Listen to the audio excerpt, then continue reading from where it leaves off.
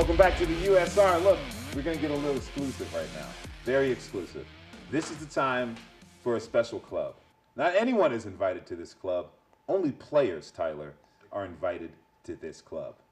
And the best players that we choose to highlight so they can allow entry into this glorious place that we call the U Sports Report Hall of Fame. Tyler, you have a guy.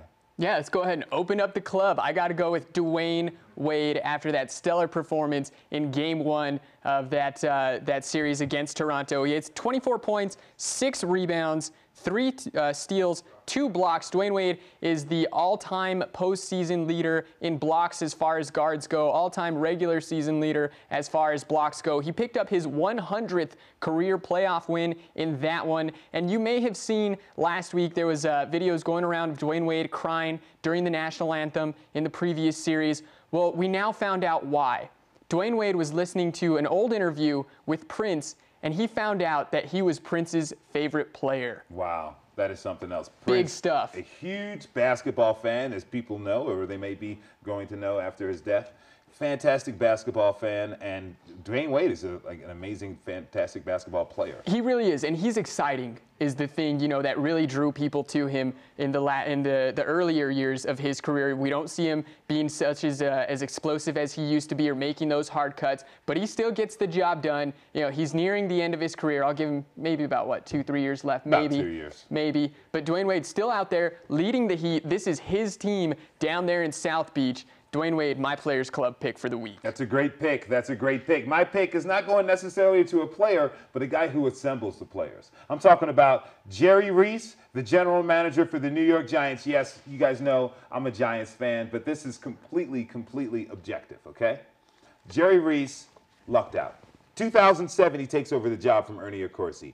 Ernie Accorsi basically set that draft up. In that draft, that was the year that we beat the then undefeated New England Patriots in the Super Bowl to have that great win. Look, 6 of those 7 draft picks that we had made serious contributions to that Super Bowl win.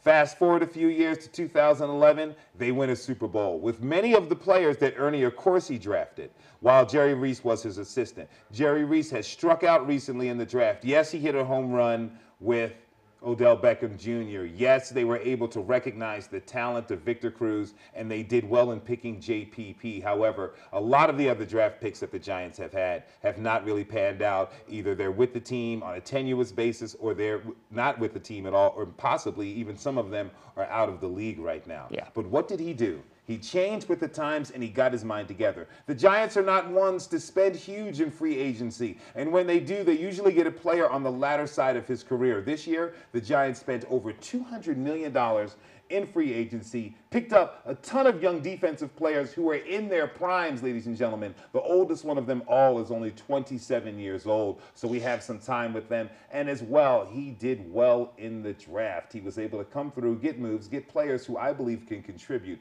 For some reason, this feels like 2007 all over again. Maybe we'll meet an undefeated Patriots team in the Super Bowl, but either way, the Giants are going to win. So Jerry Reese, hats off to you for changing it around and keeping your job, at least for another year. All right, the big bright idea, we're going to talk about officiating in the NBA and how it sucks. Coming up next on the U Sports Report.